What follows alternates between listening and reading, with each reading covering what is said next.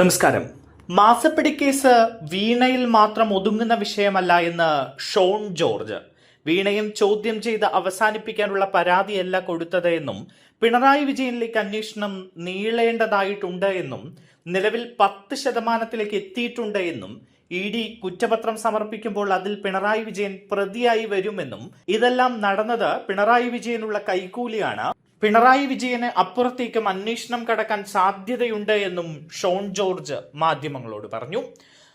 പ്രതിപക്ഷ നേതാവ് പിണറായി വിജയന്റെ മകൾ വീണയെ ഇ.ഡി. ഇന്ന് ചോദ്യം ചെയ്യുന്ന സാഹചര്യത്തിലാണ് ഇപ്പോൾ ഷോൺ ജോർജിന്റെ ഇത്തരമൊരു പ്രതികരണം വന്നിരിക്കുന്നത്.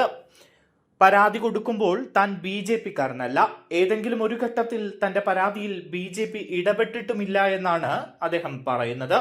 ഈ വിഷയത്തിൽ ഇപ്പോൾ CPM നിലപാട് മാറ്റി ഒരുമിച്ച് പ്രതിരോധിക്കാൻ എന്ന് പറഞ്ഞു. ഇപ്പോൾ CPM എവിടെയെന്നും ഷോൺ ജോർജ് ചോദിച്ചു. പിണറായി വിജയന്റെ കൂടെ ഇപ്പോൾ പാർട്ടിയില്ല. റെയ്ഡിന്റെ പേരിൽ എത്ര ആക്രമണങ്ങൾ നടന്നു? വീണ ഇന്ന് ചോദ്യം ചെയ്യാൻ ഹാജരായപ്പോൾ ഒരു CPM-കാരനെയും അവിടെ കണ്ടില്ല എന്നും ഷോൺ ജോർജ് പരിഹസിച്ചു. 26 സഖാക്കൾ വീണ കൈക്കൂലി വാങ്ങിയതിന് ജയിലിൽ കിടക്കുകയാണ്.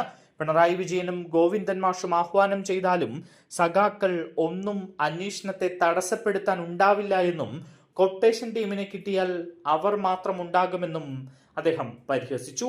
എന്തായാലും CPM-നെതിരെയും പ്രതിപക്ഷ നേതാവ് പിണറായി വിജയനെതിരെയും രൂക്ഷ വിമർശനമാണ് ഷോൺ ജോർജ് ഉന്നയിച്ചിരിക്കുന്നത്. ഷോൺ ജോർജിന്റെ പരാതിയിലാണ് ഇ.ഡി.